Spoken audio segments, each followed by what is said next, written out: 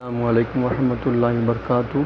अज़ीज़ तलबा तालिबात, आज हम इस वीडियो में देखने जा रहे हैं 12th इकोनॉमिक्स। देखिए तलबा, क्लास 12th है, subject economics, video number 3B.3, यानी तीसरे जो चैप्टर है उस तीसरे चैप्टर में बी जो पार्ट है उसका हमारा थर्ड वीडियो हमारा, ठीक है।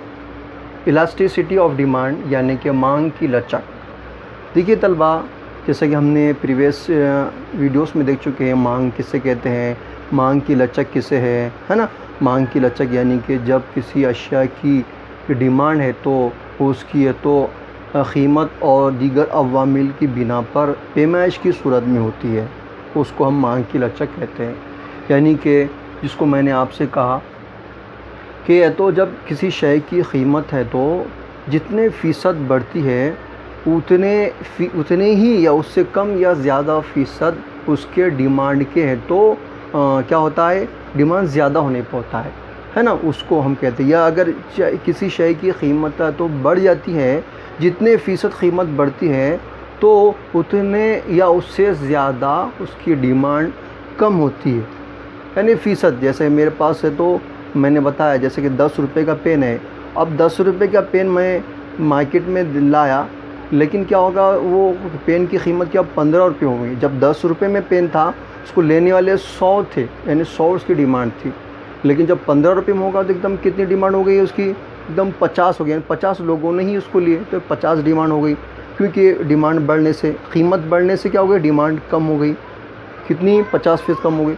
और जबकि कीमत उसकी क्या हो गई, 10 से क्या हो गई, एकदम 5 हो गई। तो जहाँ 100 लोग ख़रीदते थे वहाँ पे क्या 150 लोगों ने ख़रीदे, यानी यहाँ पे भी क्या होगा 50% है। तो कहने का मतलब कैसा है कि मांग की लचक में क्या हो जाता है, जितने फ़ीसद है तो मांग कीमत किसी शय की कम होती है तो उतने फ़ीसद क्या होता है उसकी तो डिमांड के बढ़ने पर होता है। तो इस तरह कम या ज़्यादा कीमत होती है किसी शय की तो उतनी तब्दीली उसके तो डिमांड पर होता है, उसको हम कहते हैं मांग की लचक कहते हैं, ठीक है। हमने ये देख चुके हैं। अब इसमें देखिए मांग की लचक की जो किस्में जो हमने देख चुके हैं, किस्में हमने 3 देखी। आमदनी लचक यानी इनकम इलास्टिसिटी, यानी कि उसको हमने ये देखे कि आमदनी लचक यानी कि हम देखिए जब किसी शख्स की जो आमदनी होती है तो आमदनी उसकी जितनी होंगी उतनी उसकी असर उसके डिमांड पर होता है। यानी कि आमदनी कम होंगी तो डिमांड भी क्या होंगी, कम होंगी उसकी। आमदनी ज़्यादा होंगी तो डिमांड भी क्या होंगी, ज़्यादा होंगी।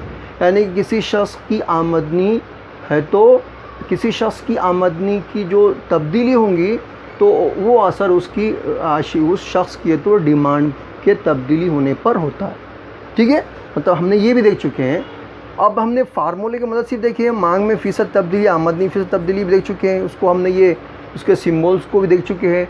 फिर मुतखाते लचक यानी क्रॉस इलास्टिसिटी भी देख चुके हैं, यानी कि मुतखाते लचक यानी कि जब किसी एक शय में अशिया की कीमत, जब एक शय की कीमत में तब्दीली की वजह से उसका असर किसी दूसरी अशिया के डिमांड पर होता है। जैसे कि पेट्रोल की कीमत है तो अगर बढ़ जाती है तो उसका असर कार की मांग पर होता है। कार की मांग, पेट्रोल अगर महंगा होता है तो क्या होती है, कार की जो मांग क्या जाती है, कम हो जाती है। तो एक शय की कीमत के बढ़ने पर उसका असर किसी दूसरे शय के डिमांड पर होना, उसको मुतखाते लचक कहते हैं, ठीक है। फिर उसके बाद में हमने इसके फार्मूले की मदद से देखिए मांग की मुतखाते लचक भी देखे हमने, ठीक है।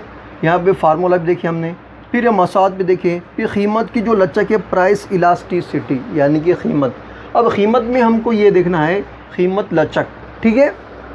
अब कीमत लचक में लचक यानी कि प्राइस इलास्टिसिटी। अब क्या, अब देखें हम प्राइस इलास्टिसिटी अब क्या होती है, इसको कहते हैं कीमत लचक, यानी किसको कहते हैं। अब कीमत जो लचक यानी कि हम ये देखना है, प्रोफेसर अल्फ्रेड मार्शल के मुताबिक है कि किसी शय की कीमत में होने वाली फ़ीसद तब्दीली की बिना पर उसकी मांग में होने वाली फ़ीसद तब्दीली, यानी किसी शय की कीमत में जितने फ़ीसद तब्दीली होगी उतने फ़ीसद उसकी ये तो मांग पर होगी। जैसे कि मैंने मिसाल देकर कहा कि ये पेन है, ये पेन में अगर तब्दीली हो गई है तो कीमत में 10% तब्दीली हो गई तो उसका असर भी है तो उसकी मांग पर यानी डिमांड पर भी हो जाएगा। अब ज़रूरी नहीं है कि कीमत में 2% तब्दीली हो गई तो 2% है तो उसके डिमांड पर होना, 10 भी हो सकता है, 12 भी, कितना भी हो सकता है। ठीक है ना, मिसाल देकर मैंने आपको समझाया पहले, जैसे कि ये 10 रुपये का पेन है ना, मार्केट में अगर मैं लाने के लिए गया तो 10 रुपये में मिला, तो उस वक्त लेने वाले कितने थे, 100 लोग थे। कितने, 100 लोग थे। लेकिन क्या होगा, 15 रुपये में पेन हो गया, यानी कीमत क्या होगी उसकी बढ़ गई, तो 100 जो लोग ख़रीदते थे, 100 डिमांड थी, क्या होगी 50 हो गया, यानी 50% क्या होगा उसका डिमांड कम हो गई। क्यों हो गई, क्योंकि 50% उसका क्या हो गया, 5% है तो उसमें इजाफा होगा कीमत में, तो 50% क्या होगा उसकी डिमांड कम हो गई। ठीक है, इसी तरह क्या होगा कि उसकी कीमत अब दूसरी 10 के बजाय क्या हो गई, 5 में उसकी कीमत हो गई। तो जहाँ 100 लोग खरीदते थे वहाँ पे क्या होगा, 150 लोग खरीदने लगे। तो क्या होगा, ये कीमत जितने फ़ीसद कम होंगी उससे ज़्यादा या उससे कम उसकी डिमांड पर असर होगा। ठीक है, इसको हम कहते हैं कीमत लचक। ठीक है, कीमत लचक यानी कीमत में कमी और ज़्यादती जितनी होगी तो उसका असर उसके डिमांड पर पड़ेगा। ठीक है, अब उसमें फार्मूले की मदद से हमको यहाँ पर भी देखना है कि मांग में फ़ीसद तब्दीली अपॉन कीमत में फ़ीसद तब्दीली। अब देखिए इसमें क्या देखिए, मांग की लचक यानी मांग में जितनी फ़ीसद यानी कीमत में जितने फ़ीसद तब्दीली होंगी उतने फ़ीसद या उससे कम ज़्यादा उसके मांग पर भी होगा। इसको हम कहेंगे नई कीमत में जब तब्दीली होती है तो उसको हम नई मांग कहते, नई कीमत कहते, और मांग में जब तब्दीली होती है तो उसको क्या हम नई मांग कहते हैं, है ना, नई मांग। जैसे कि ईडी यानी क्या, इलास्टिसिटी डिमांड। ठीक है, इसके बाद हमने देखे percentage delta Q upon percentage delta P, यानी कि हमने प्रीवियस में हमने समझे हैं कि डेल्टा यानी कि तब्दीली, क्यू यानी कि क्या में तब्दीली, क्यू यानी कि डिमांड, यानी डिमांड में तब्दीली, यानी क्या मांग में फ़ीसद तब्दीली कहेंगे, और डेल्टा यानी तब्दीली, पी यानी कीमत में तब्दीली, यानी कीमत में फ़ीसद तब्दीली। ठीक है, अब जितने फ़ीसद कीमत में तब्दीली होती है उससे कम या ज़्यादा फ़ीसद उसकी मांग में होती है, तो हम दोनों लिखे। जैसे मिसाल के तौर पर मैंने आपको यहाँ मिसाल देकर कहा कि मिसाल के तौर पर एक पेन था, कितने में पेन था, समझो वो पेन 10 रुपये में था, कितने में होगा वो 20 रुपये में होगा पेन।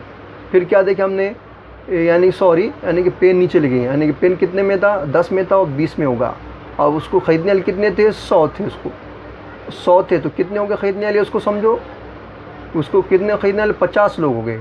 ठीक है, अब ये समझो नई क्या हो गई तब्दीली, यानी कि डेल्टा क्यू होगा और डेल्टा पी होगा। ठीक है, इसी तरह हम यहाँ क्या देख रहे हैं, हम यहाँ ये देख रहे हैं हम कि अब क्या देखें, पुरानी, यानी असल उसकी कीमत क्या है। पहले कितने थे, 100 उसको ख़रीदने वाले थे, बाद में कितने हो गए, बाद में उसको पहले 100 और इसमें कितने थे, 10, कीमत पहले 10 थी। ठीक है, और